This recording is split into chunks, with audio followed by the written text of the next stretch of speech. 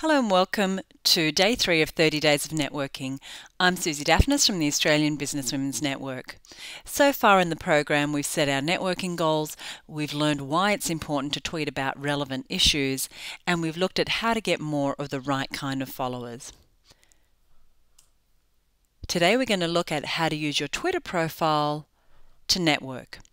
When you registered your Twitter account at twitter.com, you had the opportunity to set up a profile, and no doubt you've filled in some or all of the available fields already. So let's have a look at a Twitter profile and ways to maximize its effectiveness. Now, I'm going to assume you're using Twitter for business, and if you're not, that's okay, but today I'll be addressing the profile page from a business perspective. Let's start with your username. I hope you've chosen either your name or your business name as your username. If you've chosen something fun like Cheeky Girl 82, then that may be a great name for a personal account, but you'll want something that's a little more professional for business use. Unless Cheeky Girl 82 is your brand name, and then it makes a whole lot of sense. I choose to tweet on behalf of me rather than a business name, and the reason is that the Australian Businesswomen's Network is often referred to as ABN, and that name was taken, plus the initialized version of our company name, ABN, doesn't really say much, and since I'm the spokesperson for the organisation, I decided it would make most sense to tweet as me. Now the thing is, you can't actually change your username, so if you feel that you want a new name, then register a new Twitter account, then announce to your followers that they can now follow you at this new address. This is obviously easiest to do when you're starting out before you have a large number of followers. Just one more point on names. You may want to consider creating additional Twitter accounts in names that are associated with your business, such as product names or brand names that you own. And though you may not tweet from those accounts, you can keep them as placeholders that announce the name that you do tweet from. Okay, your location. I've got Australia as my location because I tweet as the Australian Businesswomen's Network. I've seen people put their phone number in as their location, and I don't really think that's helpful. If you do business locally only, so if you're a retailer and really only sell from that retail environment and draw your customers from your surrounding area, you may want to put your suburb or city or town as your location. If you sell nationally, you can expand the location to a city or a country. Saying the world doesn't necessarily make you sound more global, and if you don't actually provide products and services globally, it could be misleading to a potential customer. Now, when I travel, I sometimes change that location if my tweets are going to make more sense with that new location. You get one place to put one website address on Twitter, unfortunately, and if, like me, you actually have a number of places online that you have information about you and your business, then later in this lesson I'll show you how you can get around this one URL restriction. Your profile tells people about what it is that you're doing so that they can choose to follow you. Now, this is kind of an aside. I don't recommend auto-following for a number of reasons that I won't go into today. We'll cover off another time. But I've programmed my settings so that I'm notified by email when a new person is following me.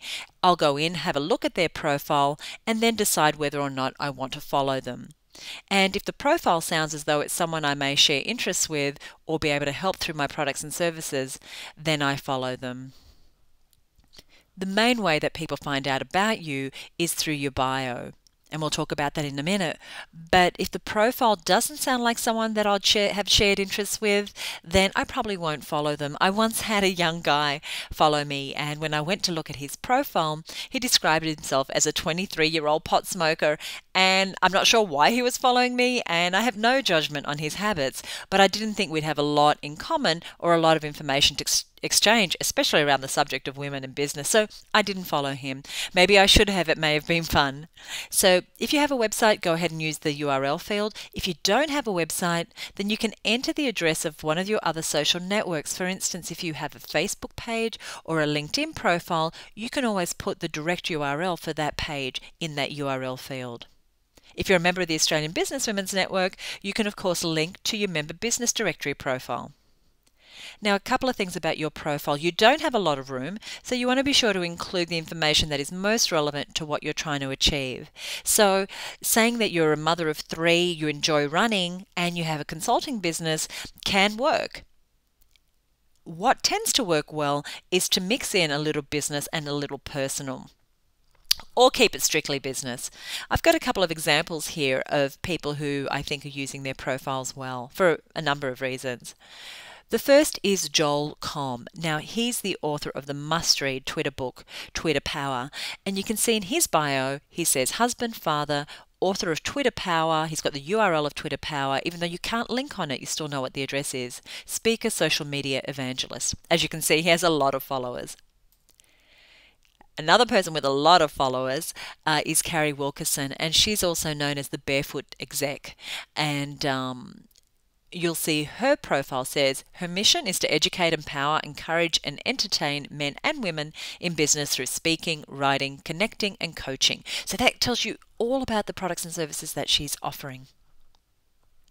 The third example here is a dear friend of mine and a great brand specialist, James Bergen. He has a side business called Sounds Like Sleep, and what they do is help you through different sounds get a better, more sound sleep. So you'll see in his bio here, he's saying newly released smart sleep system at soundslikesleep.com. So you can use that bio to actually talk about what it is you're working on right now that might be of interest. So for instance, if you are launching a new product or service that might be interesting to your followers, then you might want to use, at least for a short time, your bio to talk about that. I was recently at a conference in Austin, Texas, and I knew that I'd be doing a lot of tweeting to share information from the conference with those back home. So for the time that I was there, I changed my profile to read something along the lines of, currently traveling the US, gathering resources and tools to help my community of women in business. So most of the fields, other than the name, can be changed at any time. So you want to go in and make sure that it's relevant. I'm going to quickly talk about photos, and I'm a bit of a stickler for photos in online profiles. I personally like to see the face of the person I'm doing business with. If it's a business account, then of course the business logo may make more sense. You don't need to look super corporate. You just want it to reflect your personality, or as long as it gets the desired result. But usually a face shot, a headshot rather, is a really good idea. Very quickly, I'm going to talk about your Twitter background, and more often than not these days, at least experienced Twitter users will view your tweets through a site or program other than the actual twitter.com site, and we'll talk more about some of those alternatives at another time. But if they do go to your twitter.com page, they will see the background for your Twitter profile. And Twitter has some nice and professional backgrounds, but they don't necessarily fit into your branding. So I've customized mine for a couple of reasons. One is that Twitter only allows me to link to one website. So I've uploaded an image that actually looks like 2 images. It's a photo of me, and then beneath that it's a very short bio, and it tells people where else they can contact me. So I've listed there my blog address, my Facebook address, and my LinkedIn address, and even though you can't click on them, you can still find out a little more about me. If you have a look at Joel Comm's page and Carrie's, the 2 Twitterers that I just mentioned, you'll see that their profiles also say a whole lot more about them through the use of a customized background. And if you're not a great designer, you could just go ahead and Google Twitter backgrounds, and you'll find people who could help you create a great image that you can upload that says a little more about you. That's it for today. Today's task is to go ahead and review your profile and ask, what changes can I make so that my profile helps me network? And then go ahead and tweet something. Remember to use our hashtag #30DNet in your tweet so that we can follow your Twitter conversation. Thanks for joining us. Look forward to seeing you back tomorrow for day 4 of 30 Days of Networking, a Twitter event for businesswomen brought to you by the Australian Businesswomen's Network. I'm Susie Daphnis.